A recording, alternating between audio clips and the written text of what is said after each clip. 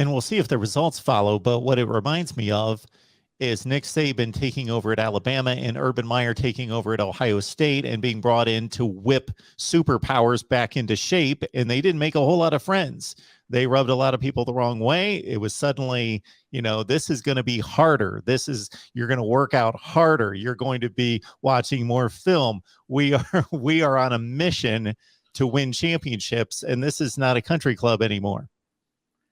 Definitely. And one big piece of this puzzle, and it's something we've been talking about the past month here in the Voice of College Football, is all the transfers that Lincoln Riley wants to come into the USC program. And of course, if you want a lot of transfers to come in, that means you need a lot of people to exit. And so there have been a lot of conversations behind the scenes where Lincoln Riley and his staff have talked to last year's USC players, all the ones they did not feel needed to be part of this year's roster, and have just gently ushered them out the door. We need you to pursue opportunities elsewhere.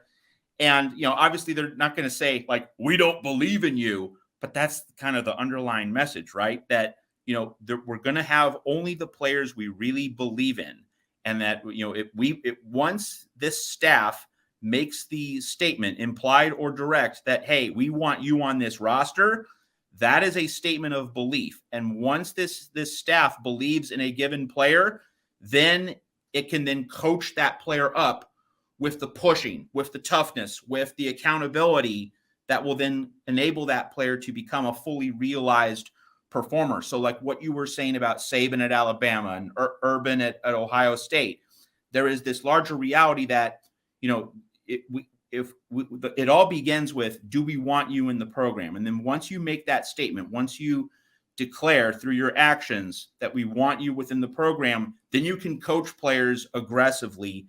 Then you can be very stern and demanding, but it starts from that bedrock of, we want you in the program. And so a lot of what's happened in the offseason at USC, that first foundational point has been the initial choice by Lincoln Riley and his staff. Which players do we want to keep in our program? Which players do we want to leave through the transfer portal? Arriving at all of those decisions. And we're going to have another round of them after this spring game. It's going to continue to weed out what was bad or limited under Clay Helton and bring in what's good. I don't have specific names of USC players who are kind of on that cut line heading into this spring game, but that the spring game is going to be this final breaking point in terms of the coaching staff evaluating, all right, who are the final players that we need to make decisions on in terms of whether we want to ride with them or whether we want to encourage them to exit through the transfer portal so that we can bring in other players in the coming weeks as the spring moves into the summer.